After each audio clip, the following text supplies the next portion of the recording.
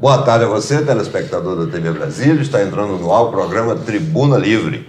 E hoje nós vamos falar muito sobre os últimos acontecimentos, né, que tivemos no nosso país e no Distrito Federal. Né? Para falar sobre isso, temos aqui o nosso comentarista, nosso amigo Leal. Né? Seja muito bem-vindo, Leal. Obrigado, boa tarde. Estamos recebendo aqui a visita ilustre, né, do nosso amigo Dr. Carlos Eduardo Freitas. Dr. Carlos Eduardo é economista, ex-diretor do Banco Central, né? Seja muito bem-vindo. Muito obrigado, eu que agradeço a honra e a satisfação de estar aqui com você. E o meu amigo Testa, né? Antônio Testa, que está aí sempre, né? Comentando os fatos políticos, né? E o Testa está sempre por dentro disso, né? Porque vive isso, né, Testa? O tempo todo, né? E é muito bom discutir com a população do Distrito Federal sobre essas questões que estão afligindo a sociedade como um todo. É verdade. Mas olha, no âmbito nacional, nós tivemos aí aquele momento, né, que na quarta-feira passada, né, o Brasil entrou em transe, né? A imprensa anunciou que o presidente da República tinha autorizado o Joesley Batista a comprar o silêncio do Eduardo Cunha. Isso é que foi anunciado na quarta-feira. Durante 25 horas, parecia o filme do Jack Bauer, né? Durante 25 horas o país ficou em estado de letargia. Aí daqui a pouco sai o áudio. O áudio não confirmava aquela notícia. A responsabilidade pela mentira, isso aí se apura depois, cada um vai ver e tal, né? Mas o resultado concreto é que nós tivemos manifestações, depredações, um presidente da República quase renunciou, né? E é sobre isso que nós vamos começar a comentar, inclusive com a repercussão na economia. E aqui, por causa, eu vou perguntar daqui a pouco o seguinte, Carlos. Esse rapaz, ele, na véspera, parece que ganhou $1 bilhão investindo com investimento na Bolsa, vendendo as ações da JBS e também comprando dólar. E aí, para alguns, isso configura crime contra a economia nacional, né? Mas tudo isso a gente vai comentar daqui a pouco. Testa, e aí? O que aconteceu? E o Temer? Pois é, mas o mais interessante nisso aí é que não ficou ainda muito claro qual é a motivação de setores da imprensa em derrubar o Temer. Porque, além de ter divulgado essa notícia... Querem tá que ele renuncie. Isso aí não tem a menor dúvida. Claro, né? Mas dois jornalistas ilustres de repercussão nacional divulgaram que o presidente iria renunciar. Foi. E acho que não combinaram com o presidente, porque ele deu a entrevista que não ia renunciar. E não renunciou. E não renunciou. Então saiu muita gente de embaixadas preocupada, o presidente vai renunciar. A Rede Globo está alegando, foi o Jorginho e o próprio Noblar, dizer que o presidente iria renunciar. Como é que você faz isso? É um crime contra, né, a própria nação. Aí vem o presidente e diz que não vou renunciar. Eu quero que avance, que as investigações... E veja, há de fato uma movimentação política no Brasil para desestabilizar o sistema político. Isso ficou muito claro, muito evidenciado. Isso aí já eu acho, consenso. As manifestações de ontem, aqui em Brasília, que foi tudo articulado. Quanto custou trazer aqueles milhares de manifestantes pagos para fazer aquela onda de depredação? 3 ministérios, eu acho fogo, também que literalmente. Acho que os black blocs são profissionais. Eles devem receber uma diária que não é apenas um pão com mortandela e mais R$50, nem o boné, né, do movimento. Eles são criminosos que fazem isso em São Paulo, Belo Horizonte, Salvador, onde tiver, eles levam aquele grupo. São profissionais do vandalismo, vamos dizer assim. Então há um jogo muito forte do ponto de vista político para desestabilizar um sistema que estava começando a se equilibrar. Me chama muita atenção a postura da Rede Globo nesse grande jogo aí. Mas, Carlos, o Joesley Batista teria ganho muito dinheiro com essa delação dele, inclusive na véspera teria vendido as ações da JBS e teria comprado dólares. Segundo informações, ganhou $1 bilhão. E foi embora, tá para lá, entendeu? Nos Estados Unidos, livre, leve, solto e pronto para... Mas já cuidou também de dizer o seguinte, olha pessoal, eu só pratiquei crime no Brasil, hein? Aqui nos Estados Unidos eu sou um menino comportado, né? Aconteceu mesmo esse prejuízo para o Brasil? Olha, a especulação do Joesley no mercado de câmbio é um evento separado da cooperação premiada. Claro. Isso é crime, a CVM já está investigando, ele já está com processo na Comissão de Valores Mobiliários. Isso se chama atuar no mercado de capitais, no mercado de câmbio, com informação privilegiada. Isso é crime, com todas as consequências gravíssimas. Ele já está respondendo, vai responder por isso, já está sendo investigado. É um problema que é uma questão que corre. Ele vai responder, ele está lá nos Estados Unidos. Não, ele pode estar lá. Lá não isenta, por exemplo, o Cacciola, ex-presidente do Banco. Fez isso com o Banco Mar. Fez isso e foi preso. Então, um ponto é claro, ele cometeu crime. Eu não sei se ele especulou, eu não sei. Dizem, está sendo investigado. Ele é suspeito, ao que eu sei pela notícia da mídia, ele é suspeito de ter feito uma especulação de compra de dólares no mercado de câmbio com informação privilegiada. Isso é o que saiu na mídia, é o que eu sei. Eu não estou acusando ninguém de ter feito. Eu não posso, porque eu não vi os elementos. E essa informação privilegiada, qual seria a informação privilegiada? Ele estava... teria delação e provocaria. Não, eu tenho a impressão que ele estava fazendo uma operação controlada com o Ministério Público Federal, que acho que a grande valorização, a cooperação dele ficou muito valorizada, não tem nenhuma comparação com a do Marcelo Odebrecht, porque ele voluntariou e fez, inclusive, a operação controlada. Quer dizer, a entrevista com o presidente da República foi uma operação controlada que pôde demonstrar várias coisas para a população tomar conhecimento. Quanto à repercussão econômica, nós estamos assistindo uma coisa que eu imaginava que ia acontecer. Não aconteceu nada. Quer dizer, houve uma especulação, o dólar disparou na quinta-feira, o Banco Central deu liquidez ao mercado, não com dólar, foi fazendo venda de futuros, que chamam swaps. Ele vendeu, pelo que eu vi ontem, informação, entre quinta, sexta, segunda e terça, 10 bilhões de reais, ou 10 bilhões de dólares. Quer dizer, a intervenção do Banco Central normalizou.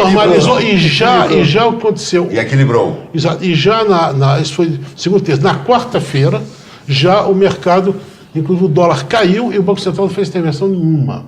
Então já acalmou. A Bolsa de Valores caiu muito e está recuperando tranquilamente. As próprias ações da JBF se recuperaram.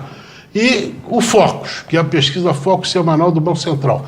A que saiu segunda-feira, Ribeiro, é igualzinha à da segunda-feira anterior. Então, essa turbulência política, que eu chamo de renovação, o mercado disse, não, isso aí a economia... Absorveu bem.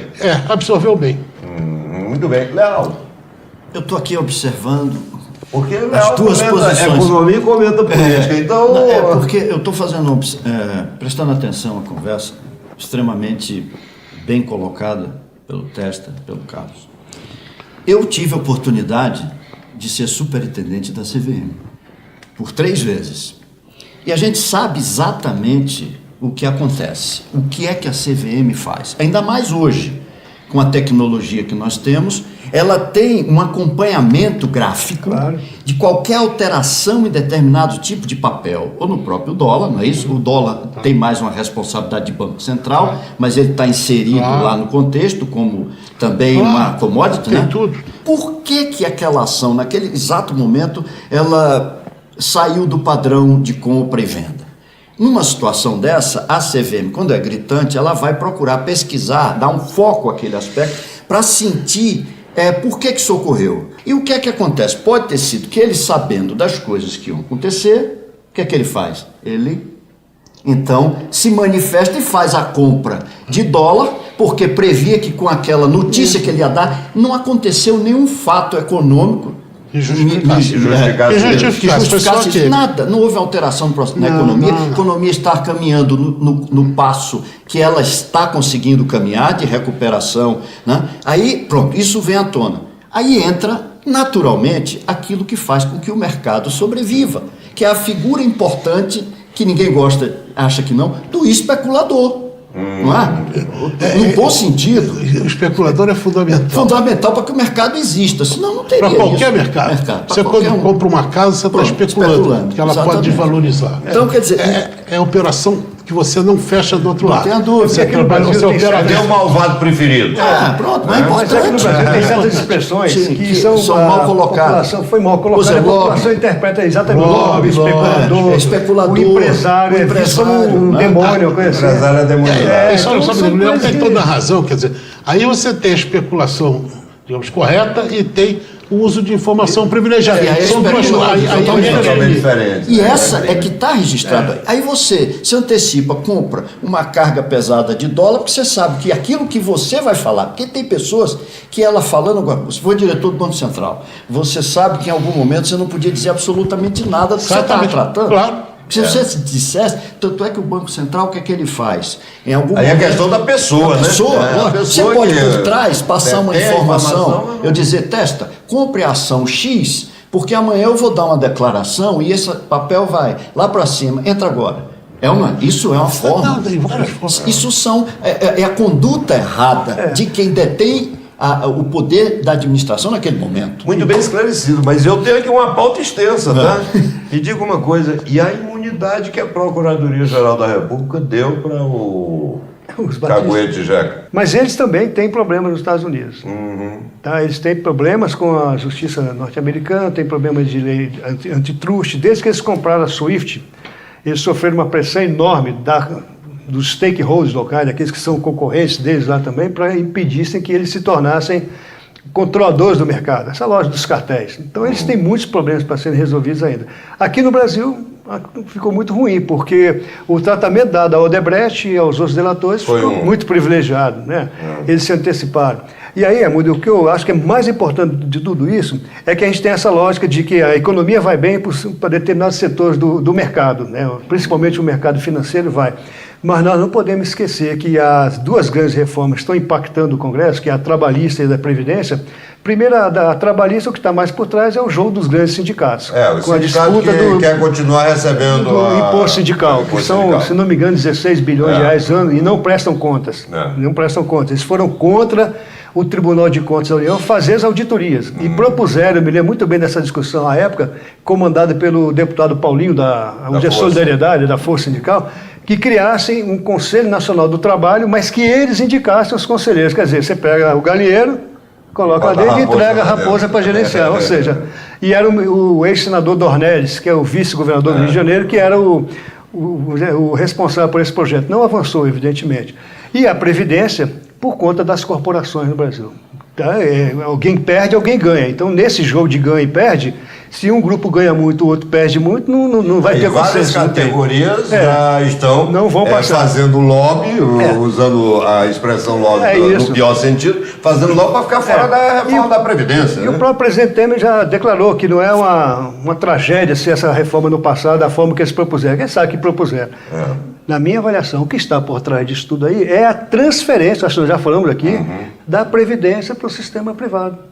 É isso aí. É um jogo de estratégia, na minha avaliação política. Em 30 segundos, Leal, você acha também que foi estranho essa imunidade total que se deu aos irmãos Jeca? Sim, a gente fica preocupado por quê? Essa pergunta... Quem está por trás disso? Eu ainda não consegui uma resposta para mim. Primeiro para mim, para depois eu poder até externar. E, aliás, ontem, eu assistindo o jornal e comentários, eu estava dizendo assim, os comentaristas que constantemente bate para lá e bate para cá, está tudo tão confuso, tão perdido, quanto o que aconteceu na Praça dos Três Poderes, na manifestação. Pancadaria, corre para lá, corre para cá, e ninguém sabe, no fundo, qual é o sentido de tudo isso.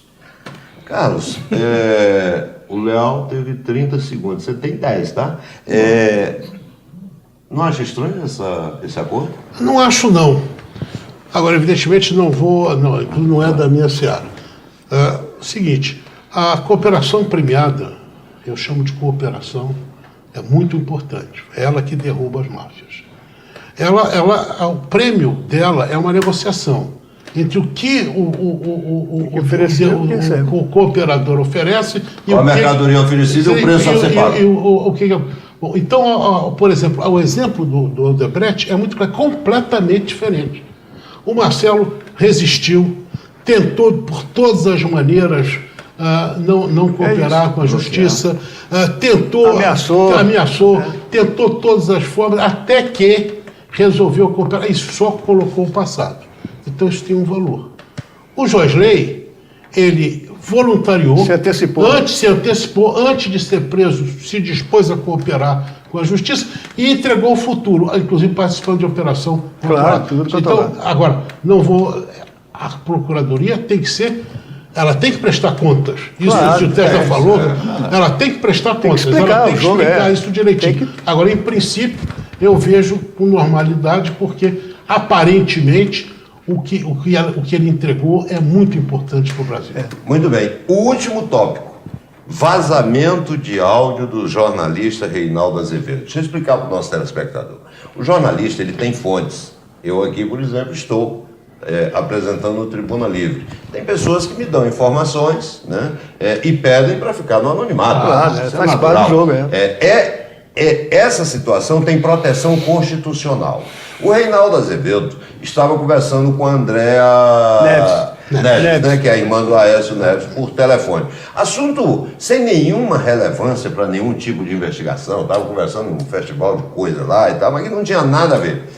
Mas, como ela estava grampeada, essa conversa foi juntada aos autos. A Procuradoria-Geral da República, a quem compete a guarda dessa informação,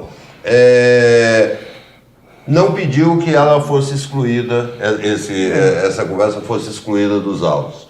Alguém pediu ao ministro Fachin que autorizasse a divulgação de tudo que foi gravado. Ele autorizou achando que... Aí, de repente, aqui entre nós, telespectador, atentou-se contra a liberdade de imprensa. E isso é um risco muito grande para o Estado Democrático de Direito. Daqui a pouco ninguém vai querer informar nada para o jornalista, e o jornalista vai ficar com medo de informar em cima das suas informações. Claro. 10 segundos para você comentar isso. Eu acho que ainda vai ter um desdobramento dessa questão, porque o caso Aécio, no meu modo de entender, é muito mais sério do que a relação do Temer com a gravação, sabe? Esse clã Neves, em Minas Gerais, está no comando, junto com seus aliados, há mais de 20 anos. Então, o que eles têm de inimigos internos é uma coisa impressionante. E o Aécio vem acumulando derrotas políticas há muito tempo em Minas Gerais. E agora está vindo à tona o envolvimento espúrio dele, né, com a sua irmã, que é, de fato, o cérebro desse processo. Então, eu acho que temos que separar um pouco essa questão. O Reinaldo Azevedo é um notório crítico, é um jornalista ilustre, brilhante e tal, e polêmico também. Então, ele também tem as suas arestas para serem aparadas. Então, eu acho que essa questão ainda vai ter um desdobramento sério. E há de se preservar o direito da liberdade de imprensa. Isso é fundamental. Quero agradecer meu amigo Testa, né? Agradecer o Dr. Carlos Eduardo, que gentilmente, né, encontrou um tempinho na sua agenda. Foi uma honra muito grande, satisfação de estar aqui com amigos antigos. Meu amigo Leal. E olha, o Leal e o Testa já sabem que estão condenados a me aturar por muito tempo. E você vai saber agora. Mas você também está condenado, viu? Com muita alegria. A condenação que eu recebo. Essa é boa, né? Tribuna Livre volta já.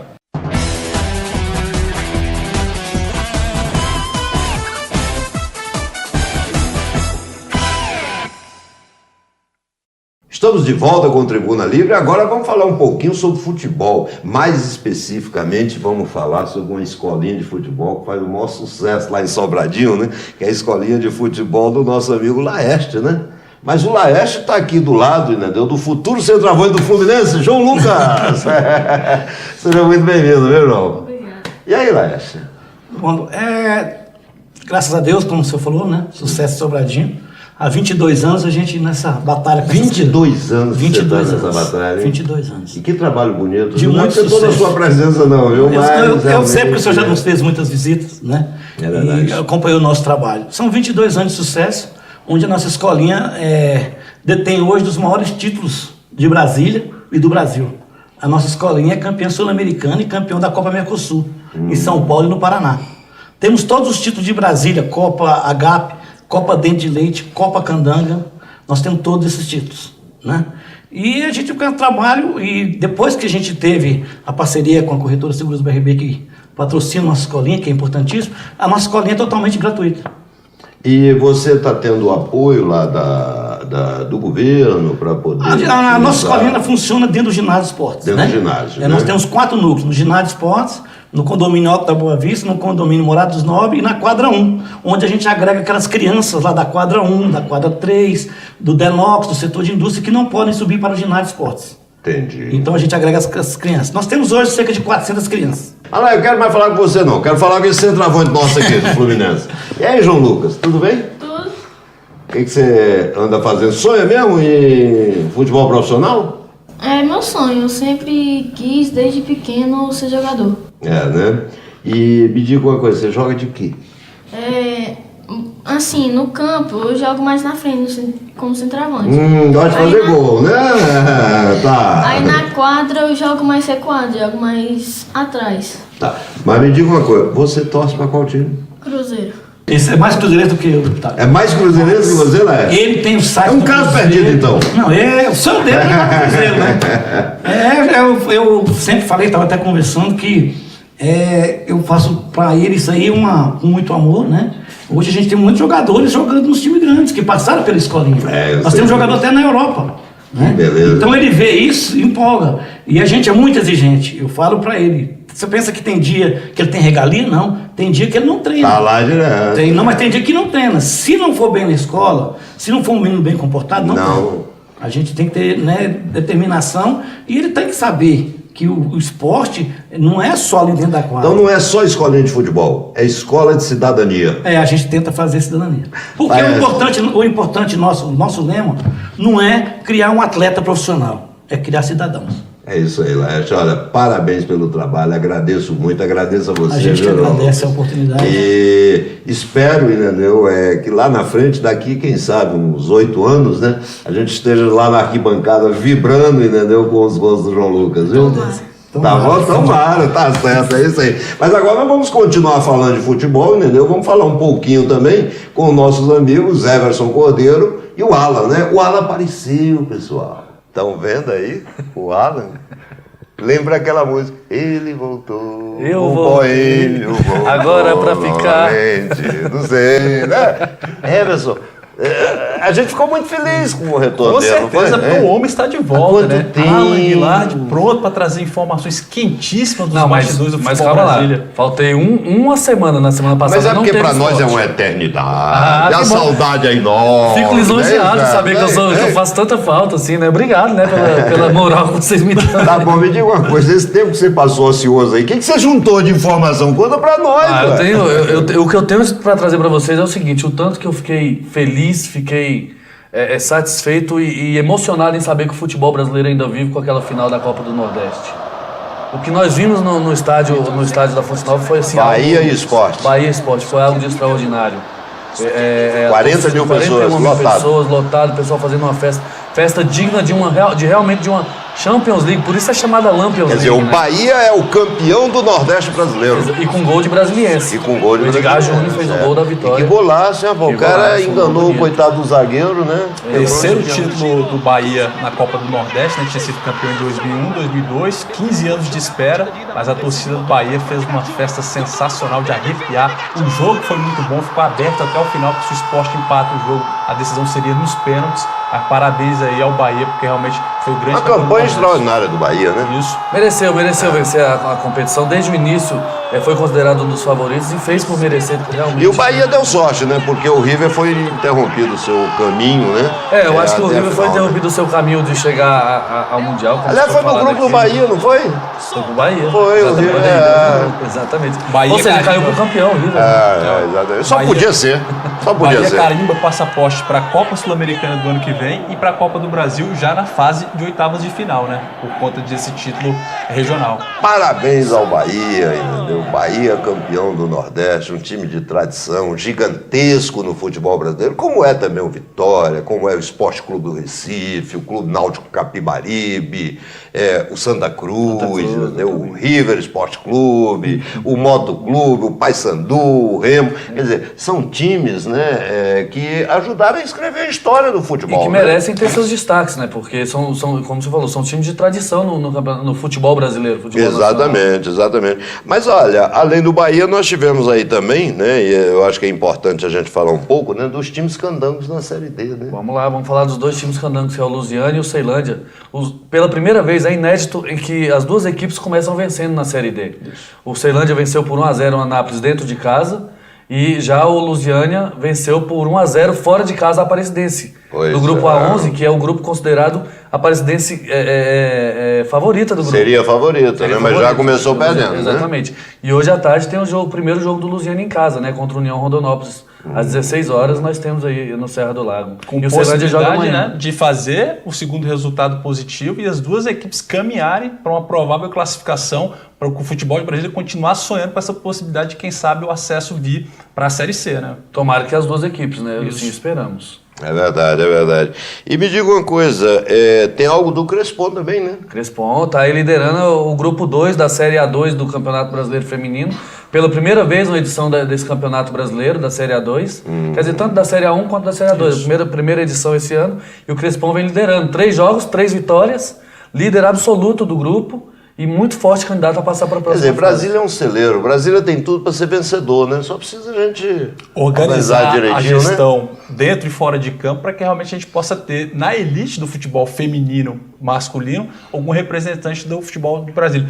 O Crespon, que no meio de semana venceu o Botafogo da Paraíba, né? Lá no Almeidão. Isso. Vai ter parada dura agora nas próximas rodadas, mas tem tudo para se classificar e ir adiante. O Crespon, que foi terceiro colocado na Copa do Brasil de Futebol Feminino no ano passado. Bem, não vai dar tempo da gente falar sobre o Campeonato Brasileiro, mas evidentemente que não dá para não destacar, apesar de eu achar que é obrigação, né? Nós ganhamos do Galo lá dentro, no tal do Horto, né?